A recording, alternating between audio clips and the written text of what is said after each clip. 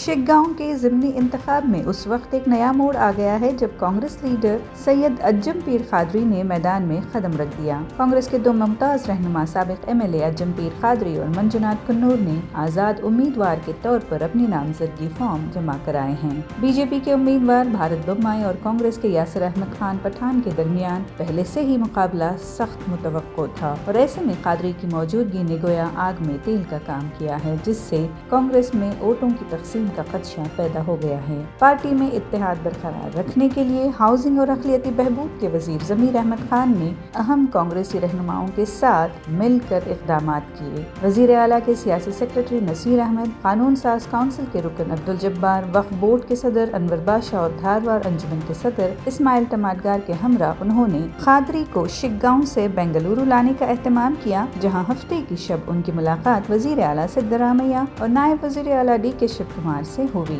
अगरचे अभी कोई बाज़ाब्ता ऐलान नहीं हुआ है, लेकिन तवक्को है कि कादरी 30 अक्टूबर को अपना नाम वापस ले लेंगे। कादरी का ताज़ा बयान ये है कि कांग्रेस मेरी तरजीह है। 13 नवंबर को होने वाले इंतखाब में कादरी के इस फैसले ने सबको ये सोचने पर मजबूर कर दिया है कि क्या ये इत्तेहाद कांग्रेस को BJP पर सबकत दिलाने में मदद करेगा। ನಮ್ಮ ಪಕ್ಷ ಗೆಲ್ಲಬೇಕು, ಈ ದೇಶದಲ್ಲಿ ರಾಜ್ಯದಲ್ಲಿ ಮತ್ತೆ ಅಧಿಕಾರದಲ್ಲಿ ಇರಬೇಕು, ನಮ್ಮ ಪಕ್ಷ ದೇಶದ ರಾಜ್ಯದ ಜನರ ಸೇವೆ ಮಾಡಬೇಕು ಅಂತ ನನ್ನ ಉದ್ದೇಶ. ಆದರೆ ಮಾನ್ಯ ಮುಖ್ಯಮಂತ್ರಿಗಳು ಮತ್ತು ಮಾನ್ಯ ಜಮೀರ್ ಅಹಮದ್ ಸಾಹೇಬರು, ನಸೀರ್ ಅಹಮದ್ ಸಾಹೇಬರು, ಹರೀಶ್ ಸಾಹೇಬರು ಎಲ್ಲರೂ ಬೆಳಿಗ್ಗೆ ಸನ್ಮಾನ್ಯ ಮುಖ್ಯಮಂತ್ರಿಗಳ ಹತ್ರ ಕರೆದುಕೊಂಡು ಹೋದರು.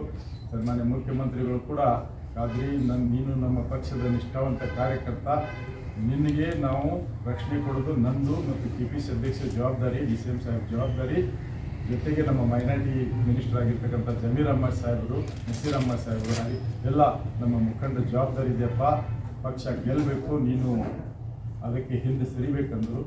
ನಾನು ಹೇಳಿದೆ, ಸರ್ ನಾನು ಹಿಂದೆ ಸರಿಯಲ್ಲಿ ನಿಮ್ಮ ಮಾತು, DCM ಸಾಹೇಬ್ ಮಾತು, ಜಮೀರ್ ಸಾಹೇಬ್ ಮಾತು ಮುಟ್ಟಲ್ಲ, ಆದರೆ ಅಲ್ಲಿ ನಾನೇ ಗೆಲ್ತೀನಿ, ನನಗೆ ಅನ್ಯಾಯ ಆಗಿದೆ ಅಂತ ಭಾಳ ರಿಕ್ವೆಸ್ಟ್ ಮಾಡಿದೆ. ಸಾಹೇಬ್ರಿಗೆ ಅದೇ ರಿಕ್ವೆಸ್ಟ್ ಮಾಡಿದೆ, ನನಗೆಲ್ಲ ಗೊತ್ತಪ್ಪ, ಹೈಕಮಾಂಡ್ ತೀರ್ಮಾನ ಮಾಡಿದ್ದೆ ಅಂದರು. ಈಗ ನಾನು ಸಾಹೇಬರಿಗೆ CM ಸಾಹೇಬರಿಗೆ ರಿಕ್ವೆಸ್ಟ್ ಮಾಡಿದ್ದೀನಿ, ನಾನು ನನ್ನ ಕ್ಷೇತ್ರದ ಕಾರ್ಯಕರ್ತರಿಗೆ ಯಾವುದೂ ನಾನು ತೊಂದರೆ ಕೊಡೋಕ್ಕಾಗಲ್ಲ, ಅವ್ರ ಭಾವನೆಗೆ ನಾನು ಧಕ್ಕೆ ತರಲಿಕ್ಕಾಗಲ್ಲ. ನಾನು ಸಾಹೇಬರಿಗೆ ರಿಕ್ವೆಸ್ಟ್ ಮಾಡೀನಿ, ನನ್ನ ಕ್ಷೇತ್ರದ ನಮ್ಮ ಕಾರ್ಯಕರ್ತರ ನನ್ನ ಹಿತೈಷಿಗೆ ನಾನು ನಾಳೆ ಕರೆಸ್ತೀನಿ ಸರ್, ಕರೆಸಿ ನಿಮ್ಮ ಹತ್ರ CM ಸಾಹೇಬ್ರ ಹತ್ರ ಒಯ್ತೀನಿ, ಒಯ್ದು ನಾನು ನೀವು ಏನು ಆದೇಶ ಮಾಡ್ತೀರಿ ಅದನ್ನು ಪಾಲಿಸ್ತೀನಿ ಅಂಥೇಳಿ ಮಾನ್ಯ ಮುಖ್ಯಮಂತ್ರಿಗಳಿಗೆ, ಮಾನ್ಯ ಉಪಮುಖ್ಯಮಂತ್ರಿಗಳಿಗೆ ಮತ್ತು ನಮ್ಮ ನಾಯಕರು ಜಮೀರ್ ಅಹಮದ್ ಸಾಹೇಬರಿಗೆ, ನಸೀರ್ ಅಹಮದ್ ಸಾಹೇಬರಿಗೆ ಮಾತು ಕೊಟ್ಟಿದ್ದೀನಿ. ನಾನು ಒಬ್ಬ ಸಾಮಾನ್ಯ ಕಾರ್ಯಕರ್ತ, ಬಡವ, ನಾನು ಗುರು ಪರಂಪರೆಯಿಂದ ಬಂದಿರತಕ್ಕಂಥವ, ನಾನು ಏನು ಹೇಳ್ತೀನಿ ಅದನ್ನು ನಡ್ಕೊತೀನಿ, ಏನು ನನ್ನ ಕಮಿಟ್ಮೆಂಟ್ ಇದೆ ಆ ಕಮಿಟ್ಮೆಂಟ್ಗೆ ನಾನು ಬಂದಿರ್ತೀನಿ. ಕೆಲವು ಕಾರ್ಯಕರ್ತರ ಒತ್ತಡದ ಮೇರೆಗೆ ಒಬ್ಬ ನಮ್ಮ ಕಾದ್ರಿ ಅವರು ಒಂದು ಇಂಡಿಪೆಂಡೆಂಟ್ ಆಗಿ ಒಂದು ನಾಮಿನೇಷನ್ ಫೈಲ್ ಮಾಡಿದ್ದಾರೆ.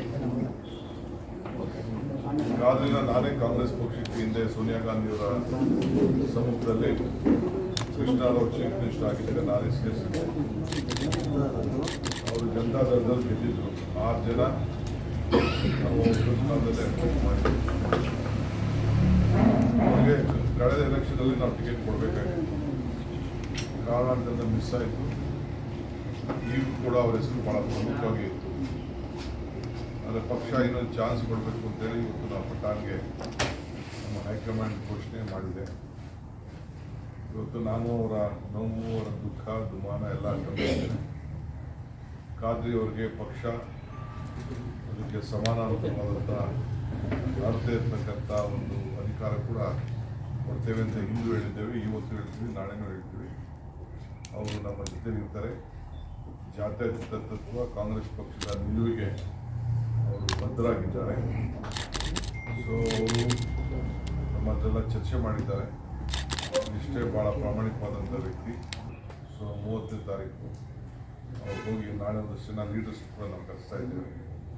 ಸೊ ಅವ್ರು ಹೋಗಿ 30ನೇ ತಾರೀಕು ವಿಡ್ರಾ ಮಾಡೋಂಥ ತೀರ್ಮಾನ ಕೂಡ ಅವರು ಮಾಡಿದ್ದಾರೆ. ಪಕ್ಷ ಗೆಲುವಿಗೆ ಅವರು ಶ್ರಮಿಸ್ತಾರೆ. ನಮ್ಮ ಅಭ್ಯರ್ಥಿನ ಕೆಲಸವನ್ನು ಕೊಡ್ತಾರೆ.